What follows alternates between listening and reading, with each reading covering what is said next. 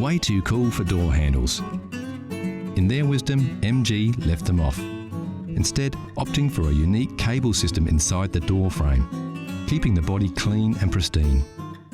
Of course, there is one thing that is synonymous with a classic MG: wire wheels. What started out as a construction method turned into a styling accessory. The MGA doesn't boast a lot of chrome, it's simple and understated. The curves do the talking, and the wheels ground the whole package as one of class, style and power.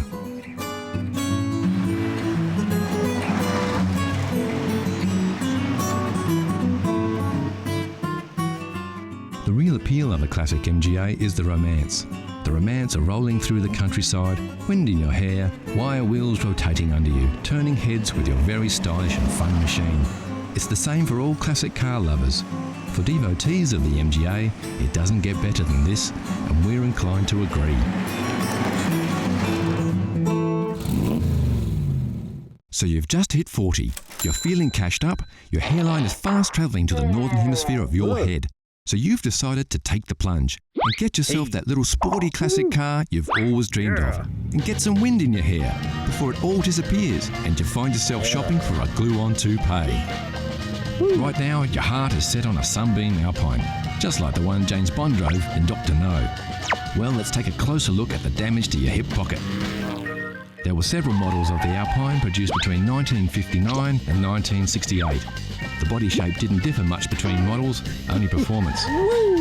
We've been looking around, and as far as classic cars go, the Alpine could be considered an entry-level classic.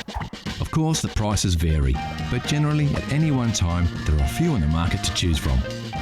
This 1963 restored Series 2 unit in the UK was on the market for the princely sum of $9,000 US, or £5,500. It's restored and looks pretty good. It does lack a little grunt, being the early model. For about $7,000 or around £4,000, you can slide into this restored 65 Series 3 Alpine. We found this 1967 Series 5 model for an ambitious $15,000 or around £9,000. The engine was replaced with a 2300cc Mitsubishi power plant. Pricey, not stock, but it may have enough juice to get you and your new hairpiece to where you want to go. There are usually stacks of Alpines on the market, so if the Sunbeam Alpine is your classic passion, get hunting. They won't be hard to find. Here's a challenge for all you classic car fans. Know Your Chrome gives you a peek at some close-ups of classic chrome. Look at the shapes. Do you recognise the lines? Can you tell which car sports this shiny styling? It's too early for clues, but we can tell you it's a car. It's a classic and it's very, very cool. Look closely and we'll give you more hints later in the show. Next on CC, the Classic Car Show, we meet a big black cat, some tips for classic car owners, and we take a pony ride.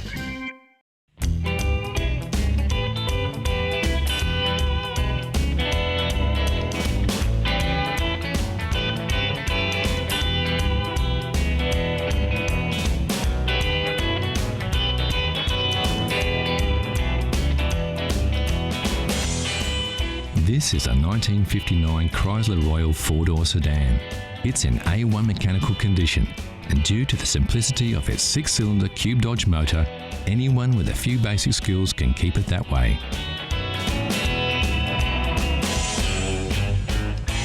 Of course, the best place to start is to take a look under the hood.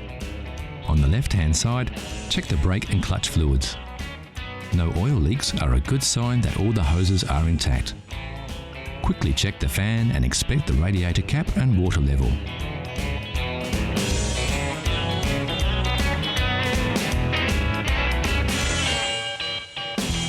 Now take a look from the other side. Check the oil level with the dipstick, then the spark plugs and cables. Inspect the battery terminals to see if they're tight and free from any corrosion. Ensure the top radiator hose is nice and tight and that the fan belt is taut and has no cracks in it.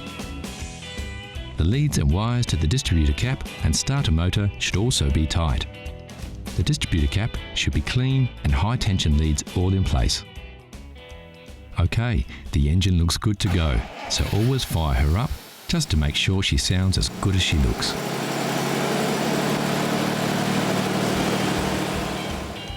Don't forget to check the tyre pressures and make sure they're inflated correctly to the manufacturer's specifications.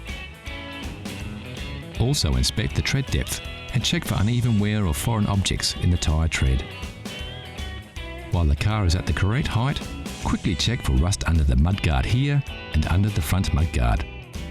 The seals can be a weak spot for rust, but as we can see, everything is fine on this rust-free vehicle.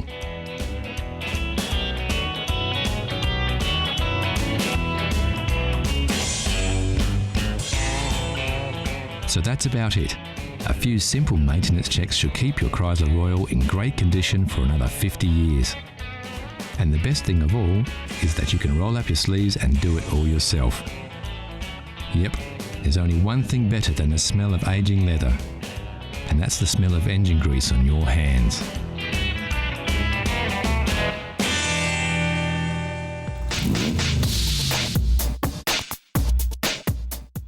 Out of all the cars rolling off factory floors, only a select few will avoid the scrap heap and attain that most coveted of reputations, securing its future as a classic.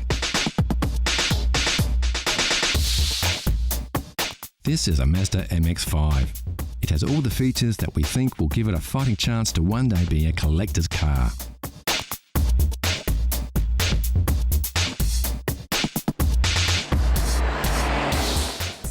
This classic of tomorrow gives you the feeling of the traditional open-top roadster with the modern comforts and technological improvements of today.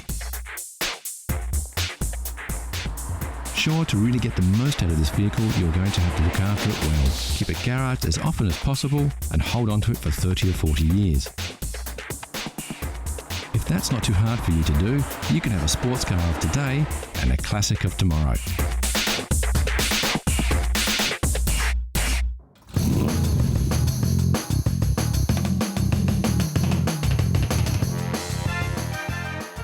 Jaguar has produced a series of elegantly styled and remarkably quick sports cars since the end of World War II, and incredibly, it's a lineage that still continues to this day.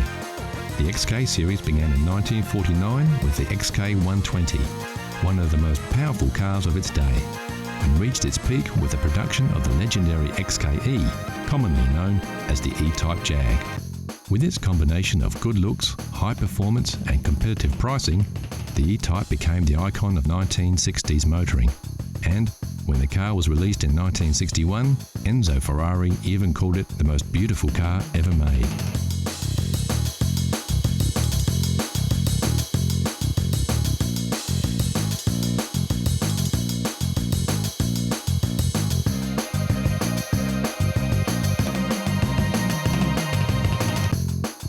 Take a closer look at the E-Type and you'll discover it's the heart and soul of another beast that makes this big car purr, and that's the XK150. Built between 1957 and 1961, just short of 10,000 XK150 Roadsters, fixed head and dropped head coupes were built and sold. It was distinctively different from its predecessor, the XK140, with its curved one-piece windscreen, wider grille and high wing line along the sides.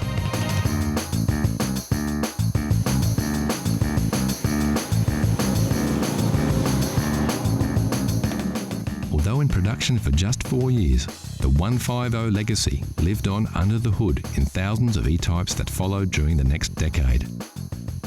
In fact, the Series 1 E-Type was powered by the very same 3.8-litre straight-six XK6 engine that drove the beefed-up XK150S. And boy, what an engine!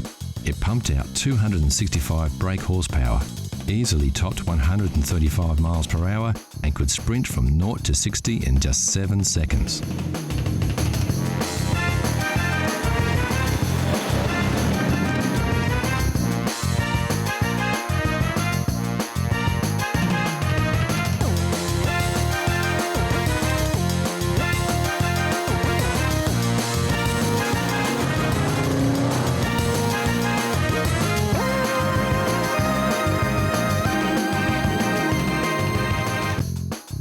When the 150 launched in 1957, standard equipment included a 3.4-litre twin cam, capable of over 130 miles per hour. But in February of '59, Jaguar added a Chrome S insignia, along with triple SU carburetors, a dual exhaust system, beefed up suspension and larger disc brakes. And the 150 didn't just pack a punch under the hood. It came with a beautiful interior that featured stylish leather throughout. Roll-up windows and door handles were also new features, which until then were not considered essential equipment on sports cars of the day. And the result was a combination of excellent performance and handling with a level of comfort and luxury rarely seen in sports cars of the period. The long flowing lines of the hood hinted at what was to come a decade later with the sleek new styling of the E-Type. But its front end, unlike its successor, maintained a traditional look with classic round headlights, the vertical chrome grille, and of course the famous Jaguar badge. The tail end of this Jaguar is arguably even more beautiful than that of an E-Type with its exceptional chrome detailing. And then there's those familiar twin chrome exhausts that remind us of the raw power hidden beneath this graceful exterior and of the XK heritage.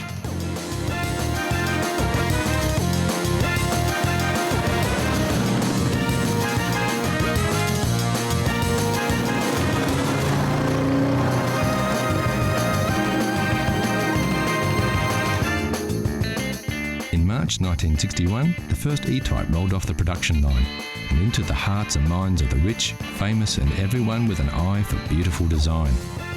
And its predecessors, including the 150, were quickly forgotten.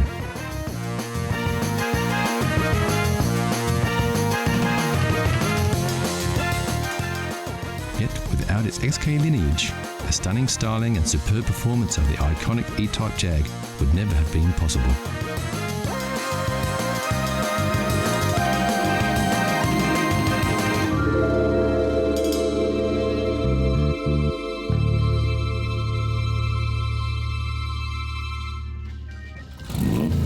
So how well did you go with your first peek?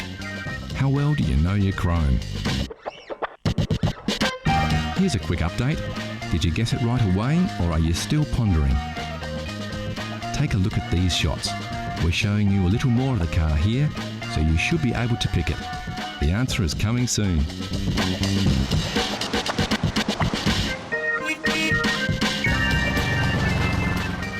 Also coming up, not one but two mules bust out of the stables and go for a run on the open road.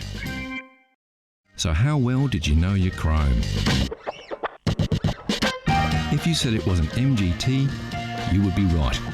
The MGT was a launchpad for MG, establishing the British mark as a manufacturer of quality, stylish sports cars, with the MGA, like the model we saw earlier, following in its footsteps.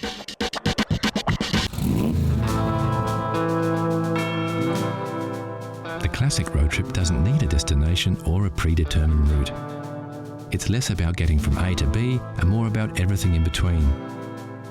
It's about the experience, the thrill of the open road, the awesome beauty of magnificent vistas, and above all, about horsepower. And when you want pure horsepower, you can't beat a pony. Yep, for classic all-American muscle, your ride doesn't get any better than a Mustang. Unless, of course, you're lucky enough to have two. Meet Bo and Belle, a pair of first-generation convertible Mustangs. The first saw the light of day back in 1966. These two beauts look as good now as they did on the day they rolled off the production lines almost 50 years ago. Sporting the now famous GT badge, both these Fords are equipped with the original GT equipment package. And yes, just in case you were wondering, that's where you fill this baby up. When it comes to gas caps, they really don't make them like they used to.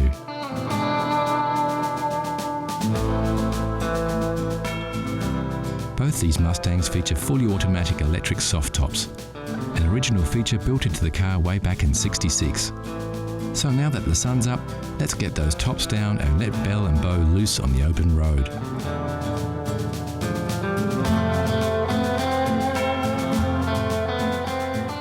American muscle cars were built for roads like this. They like to go fast and straight. And if the road's clear, nothing gets the heart pumping more than opening up the gas and overtaking whatever's in your way.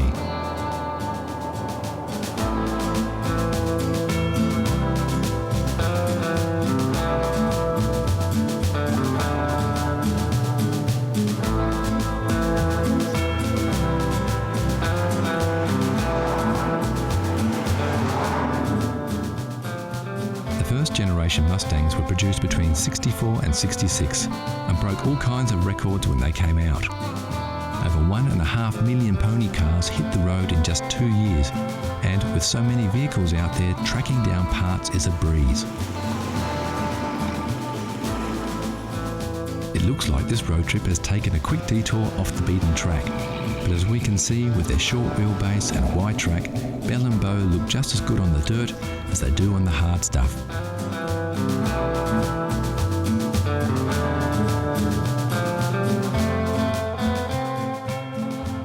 Back on the bitumen and time to work out which way to head next.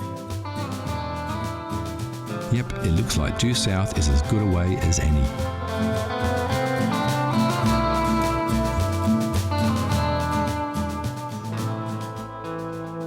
These cars came fitted with many luxury features that are still considered optional extras on many modern cars.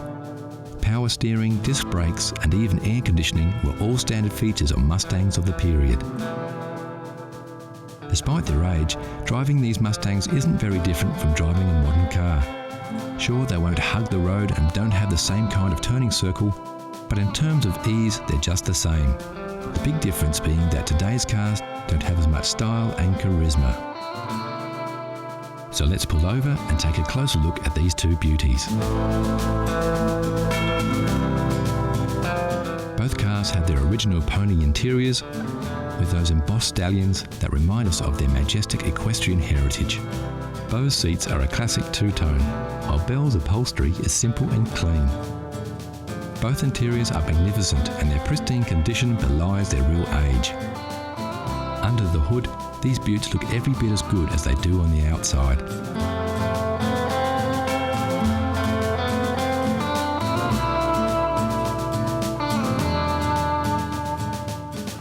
Getting back behind the wheel and hitting the back roads, we can see what makes these cars so special.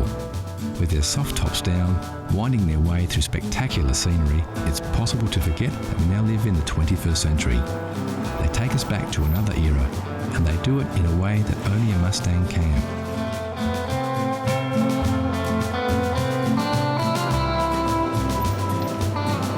So that's it for this road trip on another road to nowhere.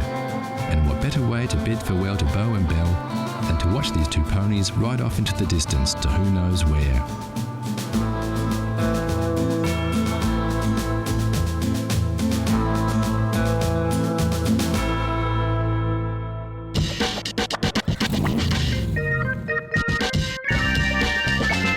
Classic cars are everywhere, from the everyday much-loved runabout to the rare and valuable collector's items. One thing we all agree, there's nothing cooler than a classic. Like this Lamborghini Miura, once owned by international model Twiggy, and still oozing 1960s style. Or this E-Type Jaguar, recently voted the world's most beautiful car.